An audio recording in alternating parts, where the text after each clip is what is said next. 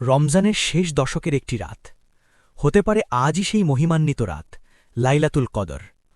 অনেক ওলামায়ে কেরাম ২৭ রমজানকে গুরুত্ব দিয়েছেন। আল্লাহ তাআলা বলেন, লাইলাতুল কদর হাজার মাসের চেয়েও উত্তম। সূরা আল কদর।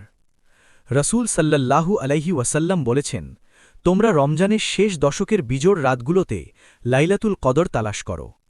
তাই আজকের রাতে বেশি বেশি এই আমলগুলো করুন। ১. বেশি বেশি নফল নামাজ পড়ুন। ২. কোরআন তিলাবাত করুন। ৩. আল্লাহর কাছে ক্ষমা চান। আর সবচেয়ে গুরুত্বপূর্ণ দোয়া, আল্লাহুম্মা ইন্নাকা আফুউন তুহিব্বুল আফওয়া ফা'ফু আন্নি। অর্থ, হে আল্লাহ, আপনি ক্ষমাশীল, ক্ষমা করতে ভালোবাসেন, তাই আমাকে ক্ষমা করে দিন। আজকের রাত যেন আমাদের জীবনের পরিবর্তনের রাত হয়। আল্লাহ আমাদের সবাইকে লাইলাতুল কদরের বরকত দান করুন।